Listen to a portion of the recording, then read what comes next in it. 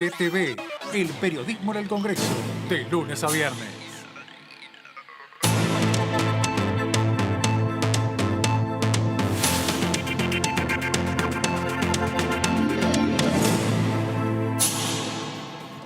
Buenas, buenas. ¿Cómo les va? ¿Qué dicen? Aquí estamos, siempre con la noticia entre medio de las comisiones y por supuesto contándoles y anclando toda la información que tiene que ver con los temas importantes que pasan, se discuten en la Cámara Baja y que llegan finalmente a recinto para ser votados, como ocurrió, de hecho, esta semana. Una semana llena de comisiones que abarcaron muy diferentes aspectos, pero sí todos, lógicamente, entendiendo que hay un presupuesto que está presentado y que tiene que ser votado. Aquí está nuestra compañera Caro Ramos. Hola, Carito. Hola, Karin, ¿cómo estás? ¿Todo muy bien? Bien, cerramos una semana muy intensa en materia de comisiones, incluso con la sesión del día miércoles, y acaba de terminar la Comisión de Familia, Niñez y Juventudes, donde se analizaron muchísimos temas, el impacto que tiene el tema de la niñez en el presupuesto, en las partidas para el próximo año. Vamos a estar analizando algunos de los números que se dijeron en la comisión.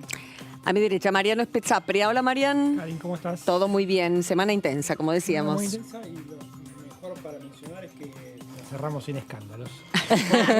Yo pensé que iba a decir, No. tenemos ley de conocimiento. No, está todo tranquilo. Es muy importante haberla cerrado de manera tranquila, Claro con mucho que sí, trabajo, claro pero que sin sí. escándalos. Exactamente. Bueno, hablábamos de la Comisión Niñez, más de 2 horas y media, un poquito más incluso, que la presidenta Roxana Reyes daba comienzo a la exposición de distintos profesionales que trabajan desde hace muchos años en lo que tiene que ver con niñez y en su amparo, en sus derechos, gente de UNICEF, gente de la Defensoría de los Derechos de Niñas y Adolescentes, que es la segunda vez que viene María Graham, flamante defensora de la Asociación Civil por la Igualdad y la Justicia, y datos difíciles que siguen dando, ¿no? Les preguntaba a mis compañeros para tener fresco el número de pobreza en este país que afecta a la niñez es del 56.3, datos del INDEC, con proyección hacia fines del 2020 del 58.6. No hay colectivo mayor que este para enfrentar situaciones de emergencia profunda en todos los sectores. Primero, paliar el hambre, después la contención, la educación, la conectividad, cada de todo. Muchísimos temas que se analizaron hoy en la comisión en este contexto tan duro que vos decís. Además de ese 56,3% de niños pobres, el 15% está en situación de indigencia. Eso también hay que decirlo.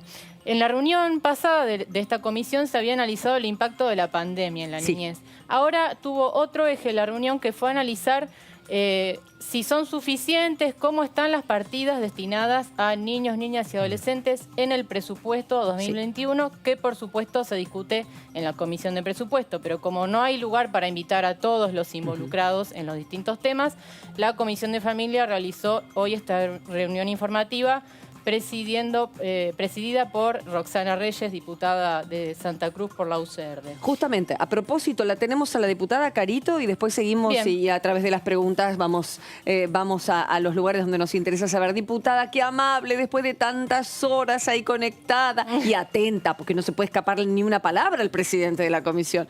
¿Qué tal, diputada? Está atento.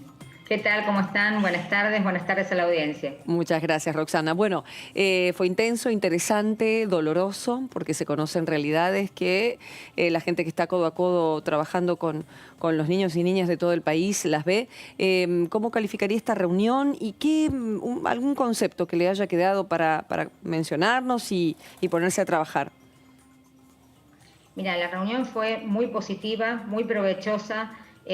No solamente por la calidad de las exposiciones, tanto UNICEF, ASIG, la defensora de los derechos del niño, niñas y adolescentes y los adjuntos presentaron sus análisis del presupuesto nacional con una perspectiva de niñez y adolescencia, ver dónde están aumentando, en su caso, las partidas presupuestarias y dónde hay, en su caso, una disminución en términos reales producto de la inflación. Claro. ¿No? Porque por lo general se ve algún tipo de aumento, pero en relación al 2020, en términos inflacionarios, implica una reducción.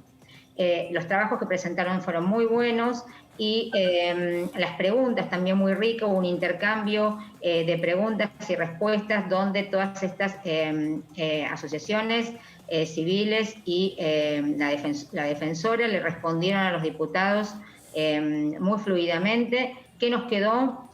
Nos quedó que hay que trabajar mucho con la niñez y la adolescencia vulnerable, que tenemos un 56.3% de personas menores de 15 años que son pobres. Sí. Y esto genera una preocupación porque no se estaría ampliando algunos programas, tales como la asignación universal por hijo, no se está ampliando en cuanto a sus alcances, claro, ni tampoco se está ampliando en cuanto a la cobertura. Claro. Esto es producto de las condicionalidades y producto de aquello que está previsto y destinado a cubrir la asignación universal por hijo.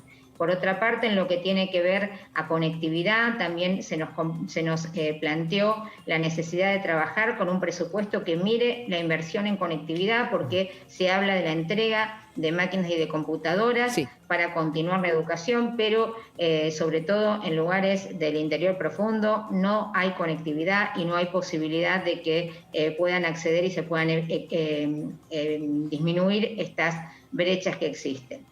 Se habló también de lo que tiene que ver con jardines y espacios de primera infancia, sobre una disminución en la inversión y la partida presupuestaria previsto en los cuidados de la primera infancia. Si bien esto se compensaría con una mayor inversión que podría haber en obras, no está totalmente determinado cómo se van a distribuir esas obras en el país y si va a ser profundamente federal esta inversión. Y por otra parte, lo que tiene que ver con obra en espacios de primera infancia depende de un crédito del Banco del BID, y obviamente que son cuestiones condicionales.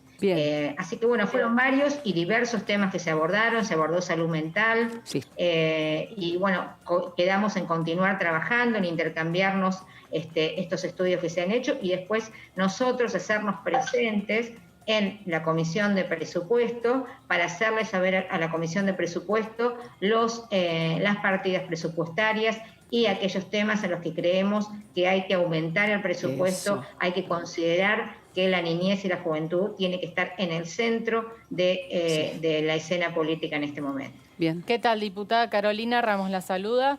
Justamente le quería preguntar por esto último que mencionaba, porque bueno, a partir de estos datos que se han mencionado, ahora tienen que articular con la Comisión de Presupuesto, que es la que va a dictaminar sobre el tema. ¿Cómo va a ser ese trabajo? Sobre todo en un presupuesto bastante limitado y atado a lo que es la pandemia, que todavía no sabemos cuándo va a finalizar.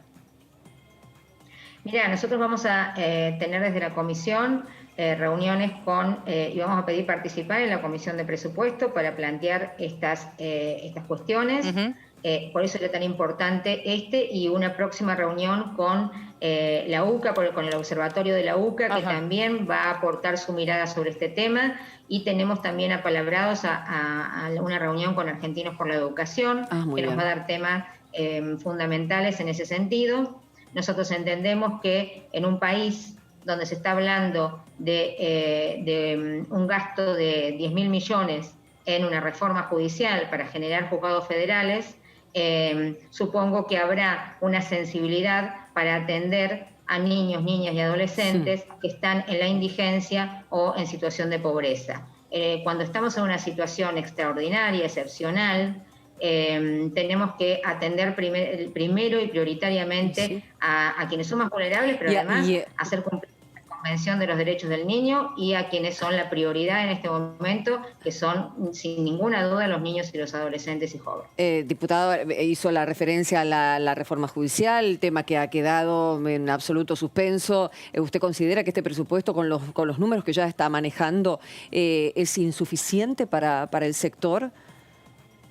Es insuficiente para el sector de la niñez, sobre todo tengamos en cuenta que tenemos un 10% de los niños argentinos, de los chicos y chicas argentinos, a quienes no les llega ningún tipo de beneficio estando en situación de pobreza. Entonces, tenemos que poner la mirada con esta perspectiva. Muchas veces se analiza el presupuesto con variables macroeconómicas, se mira la obra pública, se miran otro tipo de inversiones y por eso nosotros entendimos que la Comisión de Familias, Niñez y Juventudes tenía que tomar centralidad para discutir y debatir este tema y hacerlos repensar sobre este número tan doloroso que tiene la Argentina, que habla de un 56.3% de los menores, de las personas menores de 15 años que son pobres. Entonces nosotros tenemos que poner la mirada necesariamente ahí. Diputada Mariano Espesapio, le saluda, buenas tardes. ¿Cómo estás, Mariano? Muy bien, leyendo un poco sobre los datos que se dan en el transcurso de esta comisión, en las distintas reuniones, hay uno que es muy preocupante, que lo han dicho distintos participantes, que es que el 10% de los chicos, niños y adolescentes tal vez no se reconecten con la educación después de la pandemia. Estamos hablando de cerca de 1 millón de estudiantes en todo el país, ¿no? ¿Ustedes están pensando en convocar, por ejemplo, al ministro de Educación para que comprometerlo en este sentido? Sí. Además hay algo que está muy bueno que me alerte sobre hablarles de este tema, porque hay algo que también llamó poderosamente la atención y lo dijo la defensora. Dice, la falta de datos también es un dato, ¿no? Y esto también es importante tenerlo en cuenta, porque se habla de una cantidad, de un porcentaje de chicos y chicas que están desconectados, digamos, que han abandonado la educación, que no han podido seguirlo por distintas razones, tema de conectividad, tema de falta de equipamiento, tema de problemas económicos profundos o falta de acompañamiento dentro de la familia, problema de los docentes para adaptarse a la educación virtual. Es un combo de dificultades que nos ha colocado estos chicos en esta situación, pero lo cierto es que tampoco hay datos federales. O sea, no hay datos de lo que está pasando en cada una de las provincias. O sea, no tenemos un dato fidedigno. Nosotros, luego de analizar el tema presupuestario, que es el que urge, porque es el momento en que se está tratando, es el tema de agenda, también tenemos previsto una convocatoria al ministro de Educación para pensar juntos las estrategias a seguir desde lo legislativo y también obviamente desde las distintas autoridades de la infancia provincial, que van a tener un protagonismo fundamental, igual que la defensora. Hola Manuel, buenas tardes. Hola Manuel. Dijo la defensora, vamos a tener que timbrear, y donde no haya timbre vamos a tener que golpear la puerta, pero vamos a tener que ir a buscar todos que están alejados de la educación. Está muy bien, diputada. Son muchísimos interrogantes. Hablaron un poco de salud mental, más allá de lo que es la patología. ¿Se escucha al aire todo esto? No hay... Bien, porque estamos justamente, quiero contarle, diputada, que se mezcla un poquito la comisión que sigue. No hay problema. Por eso mismo entra aquella voz, pero bueno, ya lo están solucionando, por eso les quería contar. Han hablado de salud mental, pero más allá de la patología hay toda una serie de intermedios, sin llegar a ser tratada el niño, la niña o el adolescente. Hay pasos intermedios que esta pandemia y la situación económica agrava ahí mucho. En ese gris, en ese intermedio, que no llega a ser patología y que no llega a haber tal vez la atención de psiquiatras, ¿hay algo pensado o hay alguna duda como para poder también acompañar a esa cantidad de chicos que están sufriendo ciertos desequilibrios emocionales? Mira, nosotros estuvimos la primera mitad del año en plena pandemia trabajando mucho con lo que tiene que ver con el abuso y el maltrato de los chicos en pandemia, ¿no? No pudimos llegar a través de políticas de Estado del Ejecutivo, no se nos escuchó debidamente y a tiempo. Decimos a tiempo porque siempre es tarde cuando se trata de un abuso o de un maltrato, sí. Con una política de Estado en ese sentido. Ahora obviamente que estamos abordando, próximamente se va a tratar el grooming, que es otra de los grandes grandes flagelos hacia la niñez, y vamos a seguir trabajando en cada una de estas cuestiones que tienen que ver con adicciones, con las nuevas adicciones, producto de este exceso a veces de estar así como algunos no tienen nada de conectividad y no pueden estudiar, algunos tienen un exceso de conectividad que ha generado sobrepeso, que ha generado falta de hábitos, que ha generado falta de actividad física. Tenemos en realidad una agenda muy rica en cuanto a todas las cuestiones que nos va a dejar y va a desnudar la pospandemia. Está muy bien. Diputada, Sí. se habló en la reunión del tema de la primera infancia, y me refiero a los chicos que concurren al jardín, y relacionado al presupuesto, digo, ¿consideran suficientes las partidas destinadas, por ejemplo, a los jardines de infantes y todo lo que tiene que ver con la primera infancia?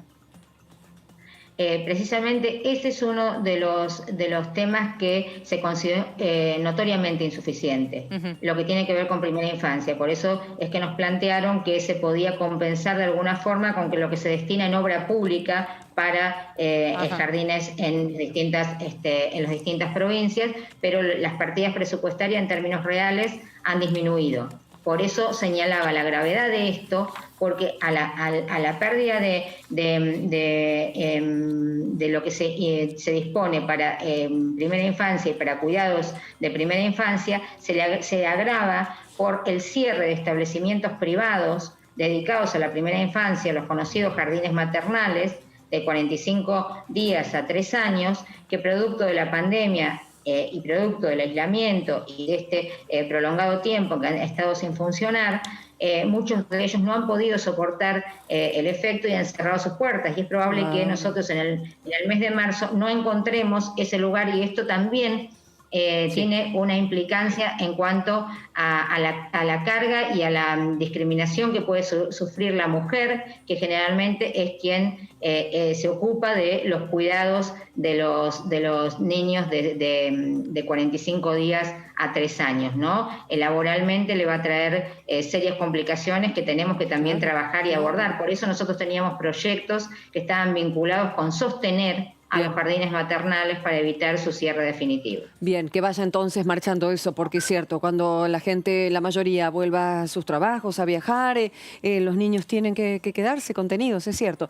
Diputada, ahora sí, la liberamos, le agradecemos mucho, buen fin de semana, gran trabajo está haciendo la comisión y por supuesto los vamos a seguir acompañando debido a la importancia esencial que tiene nada más ni nada menos que nuestros niños, niñas y adolescentes. Gracias, diputada. Muchas gracias, buenas tardes. Que sigan muy bien. Bueno, delicado el tema, muy, muy delicado, sobre todo cuando considera que no hay un aumento de la inflación, que el presupuesto es insuficiente y que no alcanza el dinero y que tienen que sí o sí las tuercas ajustarlas y que el dinero tiene que ir a donde más se necesita hoy por hoy, que es en este aspecto, ¿no? Más de la mitad de los niños son pobres en este país y se está a punto de llegar al 58.6, casi el 60%. Y la indigencia, claro, que lo habías mencionado. Del 15%. Ni hablar. Y está bien que los diputados controlen al Poder Ejecutivo en este sentido, ¿no? Sí. Este año es la primera vez que la Defensoría de los Niños va a tener un presupuesto. Eso es importante, es muy importante, porque de ahí, a partir de ahí, se pueden generar políticas, pero los diputados tienen que controlar. Sí. Y para eso están estas comisiones, ¿no? Sí, sí, está muy bien. Por eso, muy, muy interesante. Ayer hubo comisiones, mientras nos preparamos para la próxima entrevista. 4 comisiones hubo, un montón. Están trabajando mucho nuestros diputados hasta un viernes, a última hora, un viernes a las 6 de la tarde. ¿En qué momento de la vida lo han visto ustedes? Nunca. Antes de la virtualidad no existía. Es que esto es la virtualidad, exactamente, y se prepara una nueva sesión porque los temas urgen y es importante sacarlos. Y más allá de la sesión que hubo esta semana, que después vamos a redondear hablando de la importancia de tener ya una ley como la de economía del conocimiento y una media sanción de otras leyes, y la ley de fonoaudiología que ya tiene su legitimidad. Bueno, otras cuestiones. Estuvieron ayer las comisiones de Mujeres y Diversidad con la legislación de cupo trans. Muy interesante, se llama el proyecto Diana Zacayán y Lorena Berkins, por las grandes referentes, ¿no? En este aspecto. Ustedes saben, hay un decreto presidencial que el 1% de los 3 poderes tiene que tener presencia trans, y habrá incentivos fiscales para el sector privado, entre otras cuestiones, ¿no? Hubo algunas, en el dictamen de esta ley hubo algunas disidencias, pero la mayoría de, el oficialismo, claro, y la mayoría de Juntos por el Cambio, bueno, lo han firmado finalmente. Esto surgió a partir de 16 proyectos, propuestas de 150 organizaciones y demás. Así que una buena para la Comisión de Mujeres y Diversidad. Ciencia y Tecnología, Iba. ¿Nota de Luis? Patricia Mounier, ya la tenemos, diputada, una maravilla. Yo estaba comentando las comisiones de ayer y acá viene la diputada Mounier. ¿Qué tal? ¿Cómo anda, Patricia? ¿Qué tal? ¿Cómo les va? Bien, bien, muchísimas gracias. Bueno, hablando con Roxana, con la diputada, la presidenta de la Comisión de Niñez, han tenido una experiencia muy interesante, escuchando a los referentes y a la defensora que se quejaba de que cobran muy poco. Esto es, la verdad, nos hemos enterado, ¿no? Aquellos que están trabajando codo a codo en cuestiones que tienen que tener una formación muy concreta en minoridad y bueno, se pasan al Poder Judicial, entre otras cosas. Y nos decía la diputada Reyes que es insuficiente el presupuesto para niñez. Patricia, ¿coincide? No, en realidad hay que tener en cuenta distintos aspectos. Y depende la metodología, digamos, en la forma de... ¿Se escucha? Sí, perfecto, perfecto. Y depende la metodología para analizar esos presupuestos. La primera cuestión que hay que decir es que la primera vez que tenemos un presupuesto con perspectiva de niñez, digamos, de la misma manera que tenemos presupuesto con perspectiva de género, la cuestión de la niñez y de la adolescencia transversaliza el presupuesto y se puede analizar desde esa perspectiva. Okay. Escuchaba alguna parte del reportaje a la diputada Reyes y ella planteaba el tema de que era insuficiente el incremento para, por ejemplo, jardines. Sí. Y no es así. Está previsto un 800% de incremento, esto informado por la misma Defensoría, para la construcción de jardines. Esto tiene que ver puntualmente con el tema de la primera infancia. Obviamente que hay que construir eso, digamos, ¿no? Claro. Pero bueno, está previsto que esa primera infancia tenga jardines construidos, que eso se da en el marco del debate que estamos haciendo sobre los sistemas de cuidados, que no solamente lo hacemos con una mirada de género porque afecta especialmente a las mujeres, sino también tiene una mirada respecto de los beneficios que recibe la niñez. Nunca los presupuestos son suficientes, obviamente, y más en este contexto de pandemia, donde necesitamos cada vez más presupuestos que refieran a la alimentación y a la salud de niños, niñas y adolescentes. Hay un presupuesto destinado especialmente en educación que se ha incrementado también para tener en cuenta la situación que han vivido niños y niñas en este proceso de pandemia respecto de insumos tecnológicos y conectividad, y es cierto, hay muchos chicos y chicas que han quedado descolgados, digamos, del vínculo pedagógico, y eso requiere un aporte del Estado especialmente, y hay un incremento en el presupuesto de salud referido a vacunas, referidos a programas, referidos a embarazos no intencionales, educación sexual integral. Me parece que lo que planteaba la Defensoría del Pueblo, y también lo sostuvo UNICEF, es muy importante lo que pueda ocurrir con la ley de aporte extraordinario. Me parece que ese tema, ahí vamos a tener más fondos para poder asignar a los sectores donde falten, digamos, ¿no? Porque además, en este contexto de pandemia, no sabemos qué es lo que vamos a necesitar también para el 2021, digamos, ¿no? Uh-huh. No solamente por la inestabilidad de la situación económica y social, sino que además, digamos, no sabemos hasta cuándo van a ser necesarios el IFE, los ATP, que eso repercute directamente en la vida de niños y niñas. Patricia, ¿no? Y mencionó también la diputada Reyes que había quedado un porcentaje, no lo recuerdo ahora, fuera de la UH, de nuevos que ingresan, tengo entendido, 5%, Marian. Creo que dijo, sí. 5%. Sí, con gente que ingresa tal vez este año, que antes no lo pedía, ¿está previsto eso?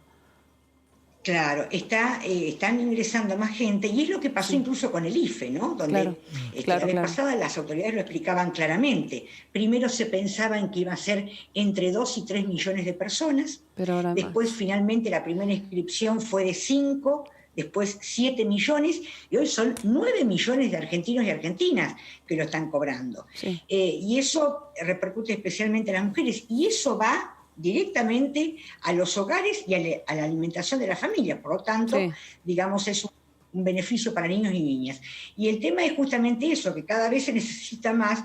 Por eso es que los presupuestos nunca pueden ser tan previsibles en este contexto, porque si el tema de la pandemia y la cuarentena continúa, obviamente que va a haber seguramente menos ingresos familiares y va a haber más necesidad de AUH, y de IFE para los ingresos familiares, además de los ATP que implican el pago por parte del Estado del 50% de los salarios de esos padres y de esas madres de familias, digamos, que también repercuten en el ámbito familiar. Hay tanta informalidad. Me parece que están contemplados en este presupuesto varias cuestiones que no tienen que ver solamente con la alimentación, porque además la tarjeta alimentar vino a sostener los ingresos familiares también con el tema de la alimentación, pero me parece que en este presupuesto no solamente se están contemplando situaciones que tengan que ver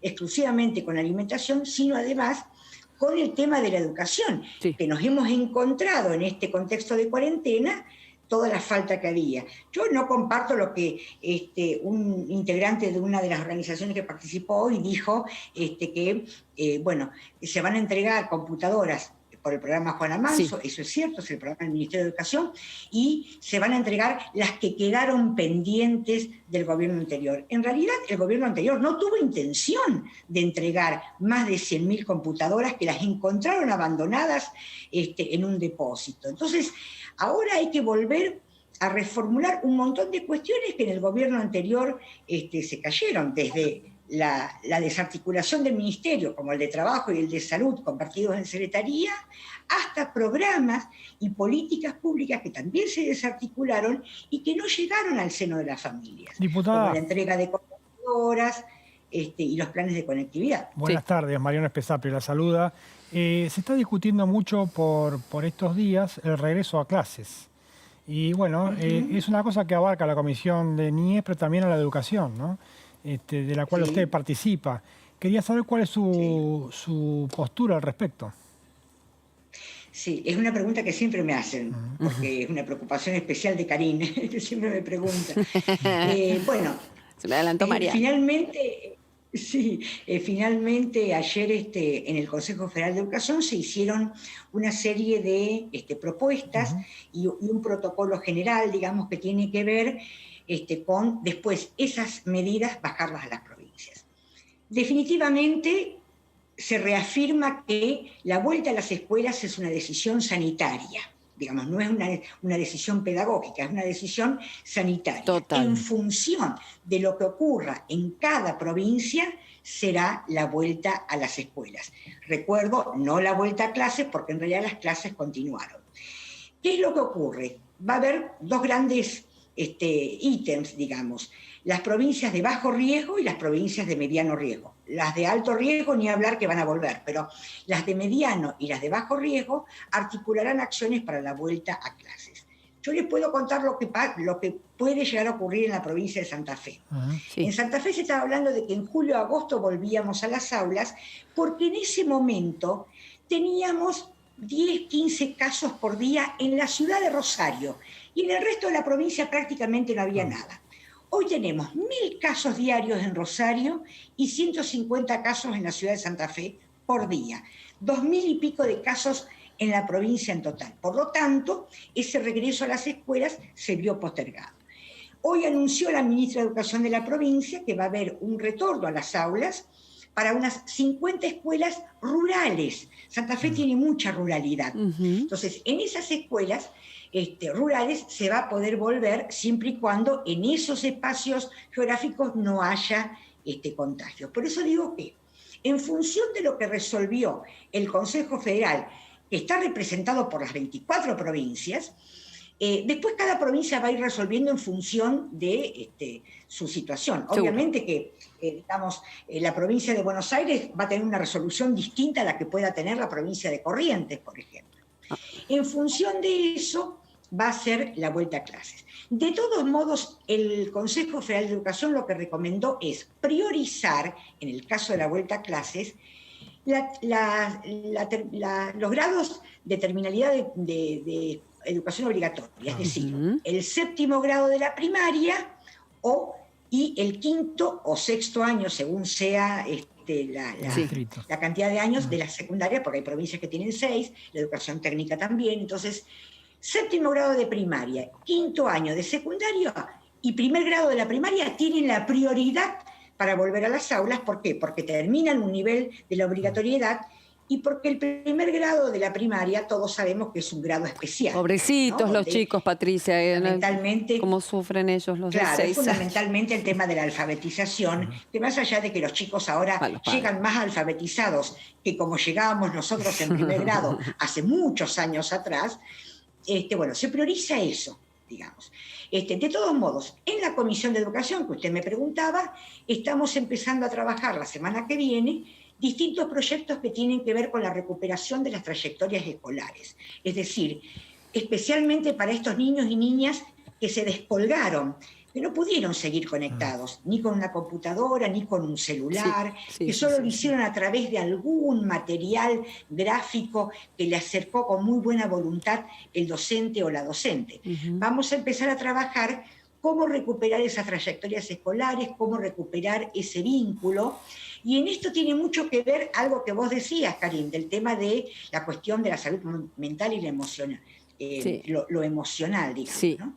Porque volver a las escuelas va a implicar primeramente atender la cuestión emocional y después vamos a ir viendo la cuestión curricular. Exacto. Digamos, nadie está desesperado o desesperada por ver la cantidad de contenidos que podamos recuperar. Para nada. Lo que queremos es que los chicos y las chicas vuelvan con la tranquilidad, con, digamos, con la confianza que implica estar en el ámbito escolar. Ahora, para eso también vamos a tener que prepararnos docentes de todos los niveles, porque el retorno no va a ser como cuando volvemos de las vacaciones y nos saludamos y contamos qué hicimos en el verano y después seguimos. Eso lleva un par de días y seguimos.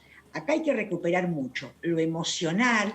En las encuestas que incluso ha hecho la misma UNICEF hay datos que refieren a el temor de los niños a volver a las escuelas, el mismo temor de los padres. Obviamente todos tenemos miedo de contagiarnos. Entonces, todo eso es lo que va a haber que ir evaluando. Eso estamos trabajando en la Comisión de Educación. Me encanta, Patricia. Usted sabe que yo le daba con la pregunta siempre, pero vio al propio presidente de la Cámara que lo dijo. Bueno, y finalmente se entiende, pero porque hay como una necesidad hubo, yo creo, un desamparo muy profundo, sobre todo ni que hablar de los niños de bajos recursos o de padres que están todo el día conectados o sin trabajo, porque ha sido tan fuerte la falta de esa contención maravillosa que tiene la escuela, que por eso yo molestaba con el tema, pero me encanta que me cuente que van a volver con esa cabeza, que el contenido no importa, y al que le importa entienda que es otra cosa. Incluso lo que veíamos en la Comisión de Familia y Niñez es justamente las situaciones de violencia familiar que no podemos detectar porque no estamos en las aulas y que a través de una pantalla es mucho más difícil. Mire, cuando discutíamos el tema de teletrabajo, yo lo decía en las comisiones, yo quiero aclarar que los docentes y las docentes no queremos teletrabajar. Es decir, nosotras queremos volver a la escuela, obviamente, todos queremos volver a la escuela. Los niños y las niñas también, porque además hay algún concepto de que hay gente que puede pensar que los chicos están mejor así en la casa, que no quieren volver a la escuela. Porque no tienen chicos en la casa, Patricia, por eso. Claro, quienes tenemos hijos e hijas, sabemos no solamente que quieren volver a la escuela, sino que extrañan mucho, su vida. Que se sienten muy solitos en su casa, su vida, claro. en muchas situaciones, y que necesitan de esa socialización para la cual la escuela es un instrumento extraordinario. Y así ha sido históricamente, no lo vamos a cambiar ahora. La necesitamos más que nunca, pero con cuidado, digamos, porque hay que respetar las indicaciones de las autoridades sanitarias. Bien, no queda otra, vamos a volver cuando las condiciones sanitarias estén dadas. Bien, diputada. ¿Qué tal, diputada? Carolina Ramos la saluda, buenas tardes. Recién en el piso, ¿qué tal? Destacábamos que es la primera vez que la Defensoría de los Niños, Niñas y Adolescentes va a tener un presupuesto propio, si no me equivoco, 302 millones de pesos. Es la segunda vez que Marisa Graham se presenta ante la comisión.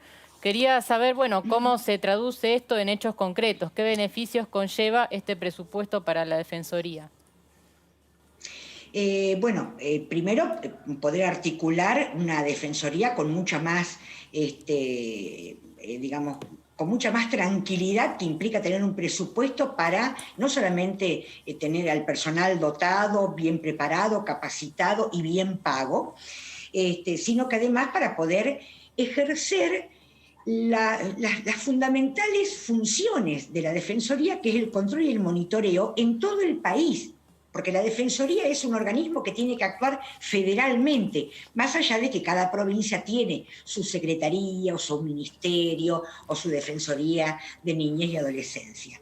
Ellos tienen que hacer estrictamente un control y monitoreo de el respeto de los derechos de niños, niñas y adolescentes. Y para eso se necesita presupuesto, obviamente, porque hay que articular programas, porque hay que hacer sondeos, porque hay que hacer estadísticas, porque hay que conocer datos sobre la situación. Y por supuesto que un incremento del presupuesto va a permitir incluso hasta la misma presencia de la Defensoría en las distintas provincias. No es lo mismo enterarse de algunas situaciones por una pantalla o por un teléfono, que ir a las provincias a estar con las autoridades y con las organizaciones sociales, con las entidades que se dedican a niñez y adolescencia para enterarse in situ de la situación. Así que yo celebro, digamos, el incremento del presupuesto, porque me parece que se van a poder manejar con más libertad que lo están haciendo hasta ahora, obviamente. Dios quiera que venga la vacuna pronto, si vuelve a pasar eso de volver a verse a los ojos y a hablar de cara a cara. Patricia, lo último, hay una comisión que hasta ahora no se ha reunido, creo yo, y nos vamos a la otra punta de la población, que es de personas mayores. No sé si hay alguna iniciativa, porque es otro colectivo de gente que ellos sí también en la vulnerabilidad absoluta con esta pandemia. Exacto. Nosotros estamos muy preocupados porque la presidenta de la comisión, la diputada Ocaña, no ha convocado en todo lo que va del año a la Comisión de Personas Mayores, y en realidad hay varios proyectos referidos a la situación de COVID y las personas mayores, referidos a testeos, referidos a cuidados en los geriátricos y demás. Obviamente que estamos muy preocupados, es una situación, es una población muy vulnerable en estos momentos, no solamente por la cuestión física, digamos, por el tema de la salud y la prevención para que no se contagien de COVID, sino para los que tenemos familiares, padres o madres mayores, lo hemos vivido en todo este tiempo, ¿no? Toda la situación emocional, la situación de encierro, lo que implica no poder ver a su familia, lo que implica no poder salir, no dedicarse a las actividades de ocio y de esparcimiento que muchas personas mayores lo hacen, o la posibilidad de viajar y demás, pero además la situación de la atención de la salud, que en este contexto de encierro muchos han dejado de lado, ¿no? Es verdad. Los controles. Tal cual, control de enfermedades preexistentes. Sí, hoy hablábamos de eso. Claro, justamente. Pero más de uno va solamente por alguna urgencia, cuando antes a lo mejor podía hacerlo por prevención, y eso me parece que es lo importante. Ayer casualmente escuchaba a una funcionaria acá en Santa Fe que hasta los controles ginecológicos anuales de las mujeres este año se han dejado de hacer en gran número, por esto de no poder salir, de cuidarse, de tener temores y demás. Bueno, el tema yo lamento mucho que no haya convocatoria de la Comisión de Personas Mayores, porque tendríamos un montón de cuestiones para charlar. Incluso hablar con los mismos funcionarios de los distintos espacios, del Poder Ejecutivo Nacional, de las provincias, para ver cómo se está ocupando de esa población. Bueno, veremos entonces, Patricia, porque está muy bien la atención a niños y adolescentes, fundamental, absoluta, pero la otra parte de la población también está esperando esa misma atención. Gracias, diputada, que descanse después de tanto Zoom, vaya a la naturaleza, despéjese, porque si no, uno se embota. Gracias, buen fin de semana para todos. Gracias, Patricia, que siga muy bien. Bueno, así es entonces. ¿Qué semana? Hacemos un repasito. Habíamos comenzado con Mujeres y Diversidad, que les había comentado, Ciencia y Tecnología, financiamiento. Se sigue con la experiencia de otros países del mundo. Bueno, se ha hablado de qué forma el Estado puede intervenir mayormente las empresas privadas puedan intervenir mayormente en la financiación cuando hay una ley que se está estudiando y debatiendo de financiamiento, ¿no? Vamos a ver lo que está pasando en este momento en las pantallas de los diputados y diputadas que se están logueando. Ahí está, muy bien, con mate en la mano. La luz del atardecer, ¿es los penatos que está con el matecilio? Muy bien, muy bien. Y la luz del atardecer que se filtra en alguna ventana, que le da el sol, viste, justo de cuadro acá, en algunas casas o despachos que tienen los diputados para, en esta comisión de las 6 de la tarde, ya estamos 10 minutitos retrasados, que es la Comisión de Relaciones Exteriores. Bueno, ahí, Karin, hay dos temas que se van a tratar durante la comisión. Uno es un acuerdo entre la Argentina y la República Popular China. Es el establecimiento de un centro cultural chino en la Argentina. Mira vos. Bajo financiamiento del gobierno chino. Esto tiene que ver un poco con la relación política que está estableciendo el gobierno nacional con China. Bien. El segundo proyecto es un convenio de coproducción cinematográfica con Israel, argentino-israelí. También, y supongo, Karin, que los diputados opositores, siendo la Comisión de Relaciones Exteriores y Culto, no van a desaprovechar la oportunidad de hablar del tema Venezuela, que estuvo en la tapa de los diarios toda esta semana, ¿no? Exactamente. Sí, la comisión que preside, recordemos, el diputado Eduardo Valdés, del Frente de Todos. El acuerdo con China para la instalación de este centro cultural fue suscrito en Beijing en 2017, así que es viejo. Y el convenio de cooperación cinematográfica fue suscrito en Jerusalén en 2014. Recordemos que el Congreso tiene el deber de ratificar este tipo de acuerdos para darle rango de ley. Darle conocimiento al pueblo de la nación a través de los diputados, ¿no? El Senado ya aprobó este convenio con China y le toca ahora a la Cámara de Diputados ratificarlo. Hay, por supuesto, intereses de todo tipo en tener relación directa con el mundo, en definitiva, a través de lo cultural y, lógicamente, en lo comercial, que siempre subyace en todo tipo de actividad. Así es, cerrando una semana muy intensa, estábamos haciendo recién el repaso, con una sesión también muy prolongada el día miércoles, con la sanción finalmente de la Ley de Economía del Conocimiento. Diputados ratificó los cambios que había introducido el Senado, una ley fundamental para el sector de las telecomunicaciones, la tecnología, la industria 4.0, un sector que genera divisas y empleo de calidad. Sí. La oposición se manifestó puntualmente Juntos por el Cambio en contra, algunos otros bloques apoyaron la sanción de esta ley. En contra, recordemos que si bien salió de aquí de diputados, había salido realmente con el apoyo de todos, pero estaban en contra de los cambios que había hecho Senado en las modificaciones y lamentablemente finalmente no se sumaron al voto positivo de esta ley. Exacto. Régimen de la fonoaudiología, el ejercicio profesional de la fonoaudiología, que también fue convertido en ley. Y finalmente este proyecto que autoriza la adquisición de vacunas contra el COVID y establece ciertas condiciones en los contratos a suscribir entre el Estado y los laboratorios. Cuando venga la vacuna, o sea, ya tenemos la ley que va a dar como un marco de protección en definitiva o garantizarnos que podamos hacer esos convenios cuando el planeta entero va a querer comprar las vacunas cuando salgan. Bueno, ya tenemos nosotros un marco legal que le permite al Estado celebrar este tipo de acuerdos. Estaría bueno que se tome la inquietud de la diputada con la que hablamos recién y se convoque la Comisión de Adultos Mayores. Sí, Estaría sí, muy bueno que empiece a muy trabajar. importante, muy importante. Y bueno, y va a tener mucho protagonismo la Comisión de Presupuesto, ya lo Sí. viene teniendo con Dale. distintos temas. Ahí voy Pero con bueno, vos, Carito. digamos, hay muchos temas que son incluso sociales que terminan en la Comisión de Presupuesto. Exactamente. No me tengo que ir, no hay tiempo, pero... Sí, simplemente el martes se reúne en la Comisión Ahí de está. Presupuesto para Bien. seguir con el análisis del proyecto. Y por supuesto vamos a estar nosotros comentándoles lo importante que hablando en vivo, en directo, y por Zoom o por lo que quieran con los diputados y diputadas de la Nación aquí en DTV. Que la pasen muy bien. Gracias.